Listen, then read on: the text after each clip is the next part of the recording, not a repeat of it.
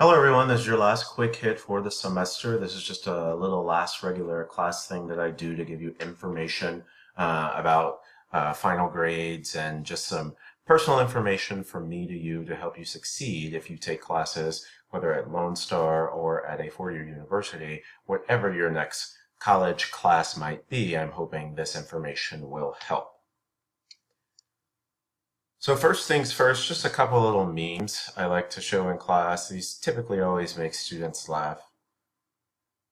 And here's the crazy part. I don't think these apply to this class. You guys have been fantastic in terms of completing work and doing work. I think some of you wish I would have uploaded stuff sooner because you were just working nonstop. So some of these memes are hilarious. I think they're hilarious. My students have thought they were hilarious in the past, but like I said, some of them don't apply to you all. This class was very, very good in terms of completion of work. Just a couple of things you need to be aware of. Your final exam's already been released and it's comprehensive. It includes all chapters in the book and all lecture notes and stuff from the quick hits as well. So if you haven't taken your exam and you want to peruse the quick hits, I suggest you do that. This doesn't apply to you online class that's in D2L. And we actually had we could not take it in a face-to-face setting because of issues going on at University Park. You do only have one chance to take the exam, as the email stated. It's 1 hour and 50 minutes. That's the time limit set by Lone Star College. It cannot be any more or any less. And you have the ability, I think 6 of you have already taken the exam, but you have the ability to use your book and your notes as well. And those grades will not be released until the entire class completes the final exam. Just an FYI in terms of final grades, all grades in the grade book will be posted by Tuesday, June 6th at 4 p.m. So there's no need to email asking if I've put in extra credit or if I've graded this or graded that. I'm fully aware of what's graded and what hasn't been graded, but just to let you all know so that you don't keep worrying about your grade, I'm telling you right now, all grades will be posted by 4 p.m. on Tuesday, June 6th, and it could be earlier, and I will tell you the way I've been working the last couple of days, it's going to be earlier, so just be on the lookout for that. So you want to make sure that you have grade alerts turned on in D2L. You'll get an alert every time a grade posts, extra credit posts, things of that nature, if you set that up for text message or email. And when everything's done, when I have completed every single thing, I will send out an email marked final grades. Just open that, read it, and it should let you know some information about the semester and the grades that were uploaded in the grade book. As far as letter grades are concerned, keep in mind, I don't have any control over this. I put in the letter grades, and then it goes through what I call the White House. The White House is System Office in the Woodlands. They are the ones who release your final grade. I've been told that this ranges from within an hour of me putting in your letter grade, and I've had students in the past tell me that it didn't show up on their transcript until 2 or 3 days later. With this being a mini-mester, I would think it's going to show up on your transcript pretty quickly. I don't know anybody's future plans, but some of you might need this grade to transfer to your 4-year. Just keep in mind, once I put in that letter grade, it's not up to me anymore. Just keep checking your iStar. I think, emphasis on think, it should show up fairly quickly, like within an hour of me posting it. And I just posted a makeup quiz. The makeup quiz takes the place of your lowest quiz grade. You are not required to take the makeup quiz. If you do take the makeup quiz, and you make lower than your lowest quiz grade, I'll just throw it out. It will not count against you. If you make higher than your lowest quiz grade, then I'll go in and change the grade. This doesn't apply to you, as this was a face-to-face class. If you want to send a note of gratitude to, these are my bosses. Lisa Hill's our interim dean, which actually her last day is July the 17th, and she'll transition back into a faculty role. Kathy Cecil Sanchez is our vice president of instruction, and Cha Arlan is the president at University Park. I know a couple of you in this class take face-to-face classes at other campuses, but I'm housed out of UP, so these are my bosses for UP. If you want to send them a little note, say, hey, Mr. Sean's really awesome, he's badass as a professor, you guys need to give him a raise, that would be great. If you want to send them a note saying, I hate him, he sucks, they're probably just going to delete that email. That was a joke, by the way. Evaluations, remember, I welcome all feedback. I will read your extra credit number 3. I will read your evaluations in D2L.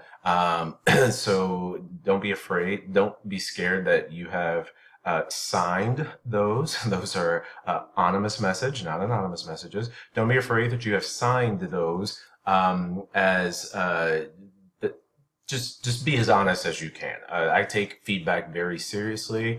There's some stuff in here that you guys did this semester that my interpersonal classes didn't do last semester, and I changed based upon some of the feedback I got from some of my students of what they liked, what they didn't like, things of that nature.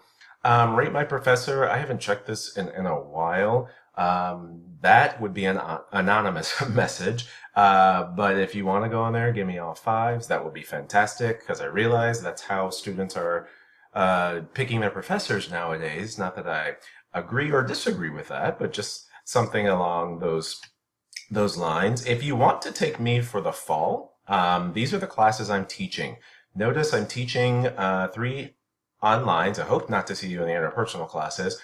But if you want to do online for public speaking or business and professional, just let me know, or the public speaking intro. Those are face-to-face and will be on the University Park campus. You guys are special, keep in mind, because since you've already had me, I will override everything to get you into the class.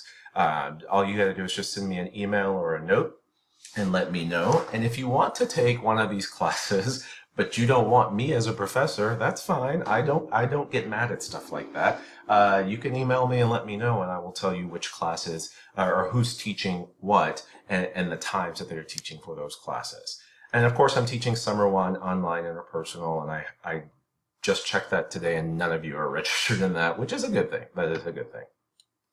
So I did this for my face-to-face classes last semester. As many of you know, I'm getting my PhD right now and teaching full-time for Lone Star, so it's been pretty tough. But one of the classes I took last semester was stats class, statistics, and I hate statistics. But I had the same professor for 2 semesters in a row, one for beginner statistics and one for advanced. And he helped me come up with this formula that I just knew for a fact it was true. I just didn't know how to put it in a formula, and he helped me come up with this formula. So I just want you to pay attention to these numbers. 96.4%, this does not include y'all's class. This includes, or my spring 2017 courses. I've been teaching for about 5 years now. This includes all of those classes. If you add up the number of students I've taught, it's anywhere from 1,000 to about 1,200 students. Out of those 1,000 to 1,200 students, 96.4%, that's the number of students, or the percentage, who ended the semester with a C, D, or F who did not complete at least 2 assignments. 98.1% out of the 96.4%, the percentage of those who did not complete at least 1 major assignment. Major assignments would be the poem project, the movie analysis. I did have a couple of classes where people have group projects that they didn't do that. Those are major assignments. So the first question to ask when you see your grade, did I complete every assignment in this class? And the reason I say that is because when I look at these numbers, it tells me this. If you complete every assignment in my class, no matter the class you're taking me for, you're most likely going to walk out of my class with an A or a B. I've known that since I started teaching. I just didn't have the numbers to back it up. But guess what? Now I do. And as I said earlier, this mini master class, y'all have been really, really awesome. When I look at the grade book and I see nothing but blue and green on my end, blue and green's good. Y'all have done a lot, and it's possible to have 14 A's in this class. So that's amazing. That's awesome. So I commend you guys for doing that, especially in the time frame of just 3 weeks. So a few thoughts for you as you navigate towards the 4-year university life. Keep in mind, I fully believe that college is a trial run for being an adult. There are hard deadlines in life. There are consequences for not meeting them in life. If there's a hard deadline and you don't meet it at your job, guess what? You get fired. So the same thing happens here in college. There's a hard deadline, and if you don't meet that deadline, you get a zero. And getting a zero causes you to, I'm using air quotes here, get fired, which actually means possibly fail the class. So it's essentially the same thing. Finances. Keep in mind, high school doesn't prepare us for any of this stuff.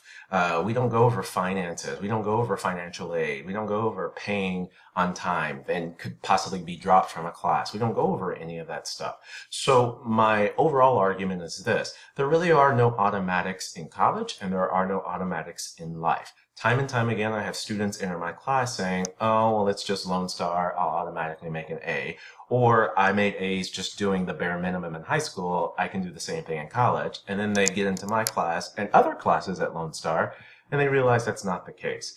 There is others who can do it, and they can do it better. Okay. Just because one person doesn't do so well on, let's say, an assignment doesn't mean everyone else did poorly either.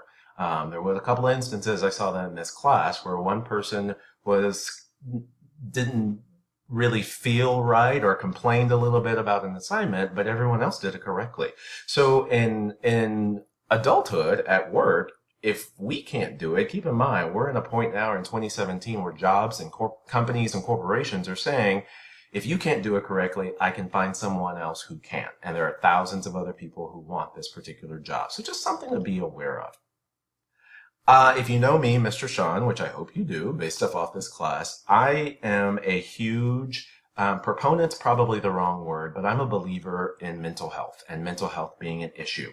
Some of you deal with depression. Some of you deal with anxiety. Some of you deal with short attention spans, things of that nature. And we could just wrap this up and say life issues. Some of you deal with life issues. I am a huge believer in mental health, and I'm a huge believer that we need to do more for mental health in this country and with our government. So I sympathize and empathize with you when it comes to this. So please, and I read this on the discussion boards from a few of you, please just know you're not alone, and you have my full support. There are family issues some of you have that impact your ability to be the best possible student. Look at these three questions. Will I eat today? How will I pay this bill? Do I have money to buy a textbook? All of those are questions students have asked me or my colleagues last semester at University Park. Last semester at University Park, we found out there was a student who was living out of his car. His parents went back to Mexico. They were afraid of what the current government was going to do to them because of their immigration status. So they just said, screw it, we'll go back to Mexico. The son felt that he had a responsibility to stay here in America, work for his family, but he didn't have a place to live. So he was living in the parking garages at UP out of his car for 2 weeks before anybody noticed. These are things that can impact and affect us as students. And the question is, how are we going to deal with this? Do we have the strength to showcase our emotion and say, hey, I need help with this? So just something to be aware of. Couple of tips for you as a college student. Don't ever email an assignment to your professor unless you've been told to do so. The proper way to do that, especially if there's a Dropbox involved, the proper way to do that is to email your professor and ask for options. Say, what are my options, or what options do I have? The professor will then respond back with your options. Your options are to email it to me, or your options are to hand it to me in a face-to-face format, or there are no options and you get a zero. So don't just ever up and email something to a professor. Make sure you always ask first and then allow them to respond with possible options that you might have. Something small, this is staple your papers before you turn them in. This was more for my face-to-face class. One of the things you should always be prepared to do. Always follow instructions specifically for that professor. Keep in mind, every professor is different, but if you follow instructions to a T to that particular professor, they will put you in the I like that student category. Those are affinity-seeking strategies. Remember from Chapter 3, affinity-seeking strategies, we increase our ability to be liked in certain situations, so always adjust to the professor. And if you have a question, just ask. Don't be afraid to ask. I think we ran into that a couple of times this semester with the mini-mester. Don't just assume that this is what we're supposed to do or this is what the assignment is telling us. If there's some sort of confusion, always ask your professor or your TA. You'll have TAs at the four-year university level. They just increase your chances of doing the assignment correctly. Couple of thoughts for you. Just learn to multitask. And keep in mind, one of my favorite quotations I tell students all the time, your life issues do not trump anyone else's life issues. What that means is we all have life issues. The question is, how do we deal with them? How can we work around them? And how can we not let that impact our success in the classroom? I am okay with failure. I'm totally fine with it. The question is, what do we learn from failure? So if you feel like there's a couple of things that you didn't do well, either in this class or this semester or even last semester, ask yourself, what can I learn from that? And how can I prevent that going forward? Always be professional when writing your professors. I'm big on professionalism. Some of you write emails and you'll just start writing. Some of you don't even capitalize letters and proper nouns in your emails. You don't even introduce yourself. The proper way to write an email to a professor, Professor Stewart, this is John from your Interpersonal Online Mini-Mester class, and then go into your email. Professionalism goes a long way with your professors, and it shows that you know the proper protocol in addressing someone of authority, especially in that professor-student relationship. Make sure you're responsible for yourself and your work. We didn't have a group project in here, but that's where this is getting at. Sometimes we do group projects and we just assume that the group will take care of us, and then we don't like the grade that we get. So always be responsible for yourself and your work. Make sure that you improve on your maturation, knowing when to be an adult and when not to be an adult. Always strive to be better. I love teaching at Lone Star, but don't let this be your ceiling. If you come to my office at University Park, I can show you evidence after evidence that states the higher the degree we have, the more money we make over the course of a lifetime. And I'm not talking about just thousands of dollars. I'm talking about in the millions. And when we are at a point here in the year 2017 where retirement is iffy, when we get to a certain age, this is something you want to take in mind as you're improving on your education. And just the final thing for you, I am here for you. If you need to chat with me about anything, I've had past students come to me about life issues, family issues. I've had students come to me about they're confused about where to transfer to college. They're confused about how to fill out the transfer application. They don't know what to do. I've had a student ask if I could come watch him at a soccer game. I couldn't. I was at a conference. But if you need some sort of support at any time, do not be afraid to contact me. As I said before, this was a fantastic class. You guys wholeheartedly exceeded my expectations for this course, and I'm proud of each and every one of you. If you ever have any questions, do not be afraid to contact me. Take care and good luck.